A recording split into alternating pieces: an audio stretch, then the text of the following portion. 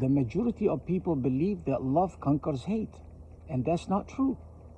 Not always love conquers hate. If love conquers hate, you wouldn't be seeing so many hateful people out there, so many abusers who abuse good, loving people. You see, hate, it stands by itself, just like that love stands by itself. These two don't mix, just like oil and water don't mix.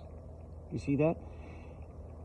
A hateful person always wants to start wars, always wants to start conflict, want to take control, want to take over, want to control everything. See? A loving person wants to have peace, wants to cooperate, wants to give. That's the difference between two. When these two get together in a relationship, the hateful person always look at the loving person in the relationship as weak and even stupid. You see, the hateful person does not see themselves as hateful. They see themselves, they're trying to wake up the other person, the good person, who they believe they're hateful. You see that? They don't see themselves as being hateful. Even on a deep level, they can sense they are, but they never acknowledge it because they're controlled by their ego, which is a false power. So the one thing about these two, they do not see eye to eye. I remember a story of a woman who was married to a man for nearly 30 years. This woman could stand and talk to you for 5 minutes and she figure out exactly what you're made of, whether you are good or not good.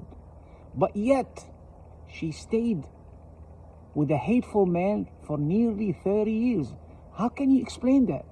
I'll tell you how I can explain that. Because she was under the misconception that love conquers hate. And she turned out to be wrong. She told me that. She tried everything. She tried to share with him everything. She even worked and she let him sit home and she worked and supported him. And it didn't work. He kept abusing her physically and verbally.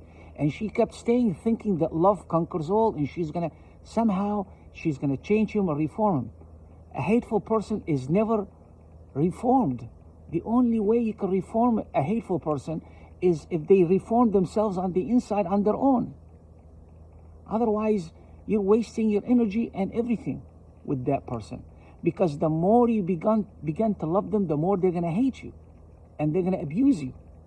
You see? And then this relationship did not last more than that and they separate, went their separate ways.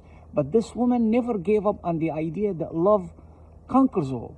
So she ended up with a man who appreciated her love. And they lived together happy. Why? See, in this case, love doesn't conquer all with certain people because they're always hateful. They always want to start wars, always want to start conflicts, always want to justify and act like they're the victim and appear to everybody they're wonderful, that somehow they're special. See? But then when she changed and she believed eventually that love doesn't conquer hate and the relationship separated, she ended up with someone who appreciated her love. You see? You see that?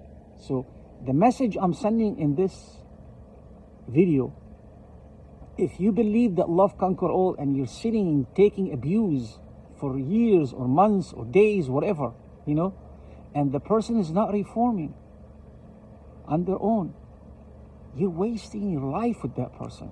Because the more you're going to love them, the more they're going to hate you. You see that? Now, there are some instances where that person is misguided and you can guide them if they're willing to take the guide, if they're willing to take the lead. If they're non-reformable, you're wasting your time and energy. You see? You need to be preserved, that peace, that loving person that you are, preserve it and protect it and give it to those who love you, not to those who hate you.